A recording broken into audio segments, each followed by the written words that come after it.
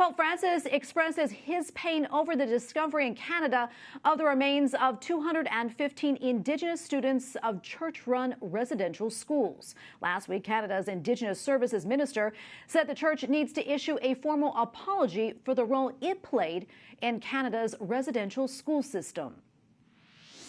EWTN Newsroom correspondent Colm Flynn joins us now. Colm, great to see you. So tell us, what did the Pope say about the discovery?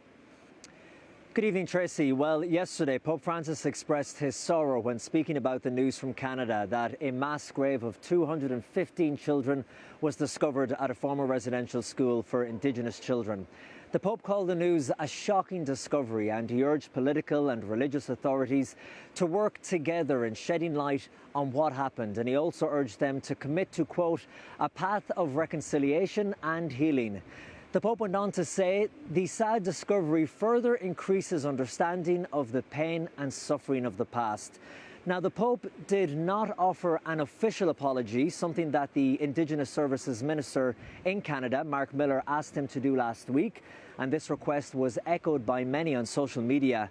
In fact, back in 2017, when Canadian Prime Minister Justin Trudeau visited the Vatican, he asked Pope Francis then to consider offering an apology for the abuse and lack of care in these state and religious-run schools.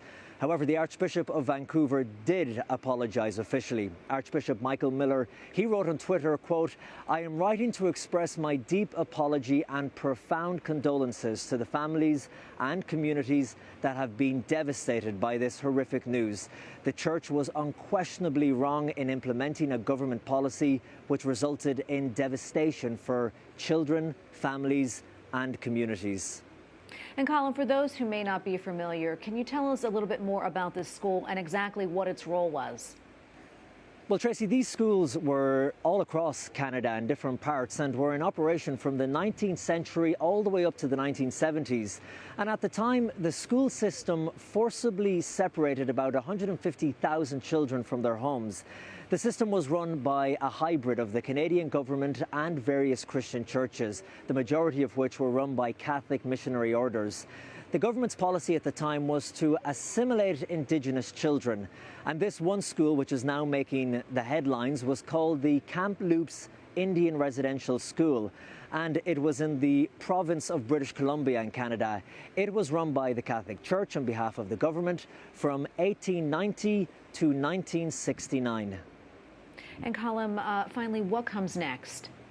Well, Tracy, the Canadian Prime Minister Justin Trudeau has said that for the country to truly heal their wounds, they must first, quote, acknowledge the truth, not only about residential schools, but about so many injustices, both past and present, that Indigenous people face. The Canadian authorities have been urged to conduct a full investigation into the circumstances and responsibilities surrounding these deaths, including forensic examinations of the remains found. They're also being asked to identify and register the missing children. And speaking from the Vatican yesterday as part of his Sunday Angelus, Pope Francis said, quote, we commend to the Lord the souls of all the children who died in Canada's residential schools, and we pray for the grieving families and communities of Indigenous Canadians. Tracy? Okay, thank you so much, Colm. Colm Flynn, EWTN Newsroom correspondent. Thank you again. Thank you, Tracy.